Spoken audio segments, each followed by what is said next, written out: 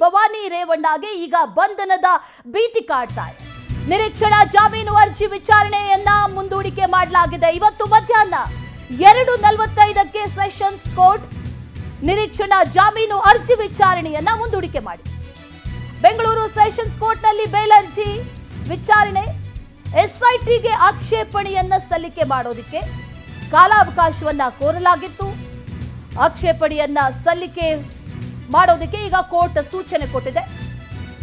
ಸಂತ್ರಸ್ತ ಮಹಿಳೆಯ ಕಿಡ್ನಾಪ್ ಮಾಡಿ ಆಕೆಯಿಂದ ಒತ್ತಾಯದ ಹೇಳಿಕೆಗಳನ್ನ ಹೇಳಿಸಿ ವಿಡಿಯೋ ರೆಕಾರ್ಡ್ ಮಾಡಿಸಿಕೊಂಡು ಸುಳ್ಳು ಹೇಳಿ ವಿಡಿಯೋ ಮಾಡಿಸಿ ಬೆದರಿಕೆ ಹಾಕಿದಂತ ಪ್ರಕರಣ, ಇದೆಲ್ಲದರ ಬಗ್ಗೆ ಪವರ್ ಟಿವಿ ಎಕ್ಸ್ಕ್ಲೂಸಿವ್ ಆಗಿ ಮಾಹಿತಿಯನ್ನ ನೀಡಿತ್ತು.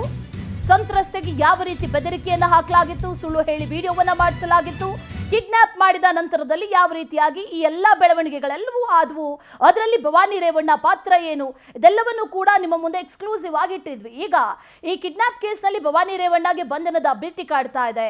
ನಿರೀಕ್ಷಣಾ ಜಾಮೀನು ಅರ್ಜಿಯನ್ನ ಹಾಕಿದ್ದಾರೆ. ಆ ವಿಚಾರಣೆ ಇವತ್ತು 2:45ಕ್ಕೆ ನಡೆಯುತ್ತೆ. ಭವಾನಿ ರೇವಣ್ಣಗೆ ಬೇಲ್ ಸಿಗುತ್ತಾ, ಜೈಲು ಫಿಕ್ಸಾ ಅನ್ನೋದು ಗೊತ್ತಾಗುತ್ತೆ. ಮತ್ತಷ್ಟು ಡೀಟೇಲ್ಸ್ ಅನ್ನ ನೀಡ್ತಾ ಹೋಗ್ತಾರೆ ನಮ್ಮ ಪ್ರತಿನಿಧಿ ಶಶಿಧರ್, ನೇರ ಸಂಪರ್ಕದಲ್ಲಿ ಜಾಯಿನ್ ಆಗ್ತಾ ಇದ್ದಾರೆ. ಶಶಿ, ಗಮನಿಸ್ತಾ ಇದ್ದೀವಿ, ಇವತ್ತು 2:45ಕ್ಕೆ ಭವಾನಿ ರೇವಣ್ಣ ಅವರ ಭವಿಷ್ಯ ನಿರ್ಧಾರ ಆಗುತ್ತೆ. ಬೇಲಾ ಜೈಲಾ ಅನ್ನುವಂಥದ್ದು ನಿರ್ಧಾರ ಆಗುತ್ತೆ. ಅದರ ಜೊತೆಯಲ್ಲಿ ಈಗ SITಗೆ ಈ ಒಂದಷ್ಟು ಆಕ್ಷೇಪಣೆಯನ್ನ ಸಲ್ಲಿಕೆ ಮಾಡೋದಕ್ಕೂ ಕೂಡ ಅವಕಾಶ ಕೊಟ್ಟಿದ್ದಾರೆ. ಯಾವೆಲ್ಲ ವಿಚಾರಗಳ ಬಗ್ಗೆ ಆಕ್ಷೇಪಣೆಯನ್ನ ಸಲ್ಲಿಸಬಹುದು SIT, ಏನೇನು ಡೀಟೇಲ್ಸ್ ಇದೆ ಇದ್ರ ಬಗ್ಗೆ?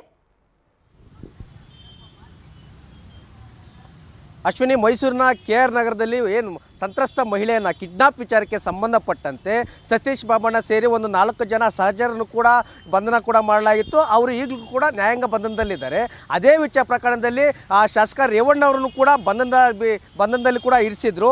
ಅದೇ ಸಂದರ್ಭದಲ್ಲಿ ತನಿಖಾ ಹಂತದಲ್ಲಿರುವಾಗಲೇ ಸಂತ್ರಸ್ತ ಮಹಿಳೆ SIT ಅವರ ಅಧೀನದಲ್ಲಿದ್ದರೂ ಕೂಡ ಅದೇ ಸಂದರ್ಭದಲ್ಲಿ ಏನು ಮಹಿಳೆ ನನ್ನ ಯಾರೂ ಕೂಡ ಕಿಡ್ನಾಪನ್ನು ಮಾಡಿಲ್ಲ, ನಾನು ಹೋಗಿದ್ದೆ ಅಂತ ಹೇಳ್ಬಿಟ್ಟು ಒಂದು ವಿಡಿಯೋವನ್ನು ಬಿಡುಗಡೆಯನ್ನು ಕೂಡ ಮಾಡ್ತಾರೆ. ಆ ಬಿಡುಗಡೆ ಮಾಡಿದಾಗ SIT ಅಧಿಕಾರಿಗಳು ಕೂಡ ಎಲ್ಲ ಒಂದು ಕಡೆ ತಲ್ಲಣಗೊಂಡಿದ್ರು.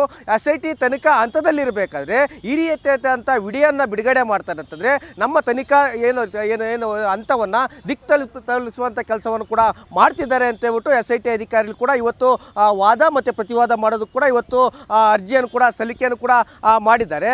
ಇನ್ನು ಇದೇ ವಿಚಾರಕ್ಕೆ ಕಿಡ್ನಾಪ್ ವಿಚಾರಕ್ಕೆ ಸಂಬಂಧಪಟ್ಟಂತೆ ಭವಾನಿ ರೇವಣ್ಣ ಅವರು ಕೂಡ SIT ಅಧಿಕಾರಿಗಳು 3 ಬಾರಿ ನೋಟಿಸನ್ನು ಕೂಡ ಕೊಟ್ಟಿದ್ರು ಕೂಡ SIT ತಂಡದ ಮುಂದೆ ವಿಚಾರಣೆ ಕೂಡ ಬಂದಿಲ್ಲ. ಇನ್ನೂ ಕೂಡ SIT ಅಧಿಕಾರಿಗಳು ಹಲವು ಕಡೆ ಅವರನ್ನು ಸರ್ಚ್ ಮಾಡಿದ್ರು ಕೂಡ ಇದುವರೆಗೂ ಕೂಡ ಅವರು ಎಲ್ಲೂ ಕೂಡ ಅವ್ರ ಕೈಗೂ ಕೂಡ ಸಿಕ್ಕಿಲ್ಲ.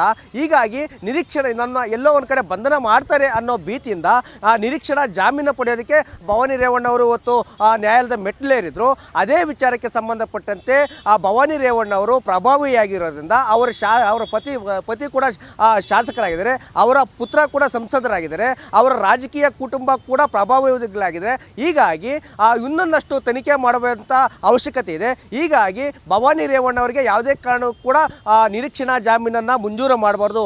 ಒಂದು ವೇಳೆ ಏನಾದರೂ ಮಾಡುವಂತಿದ್ರು ಕೂಡ ನ್ಯಾಯಾಂಗ ಬಂಧನ ಕಾಲದಲ್ಲಾದರೂ ಒಂದಷ್ಟು ದಿನಗಳ ಕಾಲ ಇರಿಸಿ, ಇಲ್ಲಾಂತಂದರೆ ತನಿಖೆಗೆ ಒಂದಷ್ಟು ದಿನ ಭವಾನಿ ರೇವಣ್ಣ ಅವರು ನಮಗೆ ಕೊಡಿ ಅಂತ ಹೇಳ್ಬಿಟ್ಟು SIT ಅಧಿಕಾರಿಗಳು ಇವತ್ತು ವಾದ ಮಂಡನೆ ಮಾಡೋದು ಕೂಡ ಇವತ್ತು ಎಲ್ಲ ರೀತಿಯಾದ ಕೂಡ ಸಿದ್ಧತೆಯನ್ನು ಮಾಡ್ಕೊಂಡಿದ್ದಾರೆ. ಹಾಗಾಗಿ ಭವಾನಿ ರೇವಣ್ಣ ಅವರು ಒಂದು ಕಡೆ ಎಲ್ಲ ಒಂದು ಕಡೆ SIT ವಶಕ್ಕೆ ಬರಬೇಕು, ಇಲ್ಲ ಅಂತಂದರೆ ನ್ಯಾಯಾಂಗ ಬಂಧನಕ್ಕೆ ಹೋಗಬೇಕು.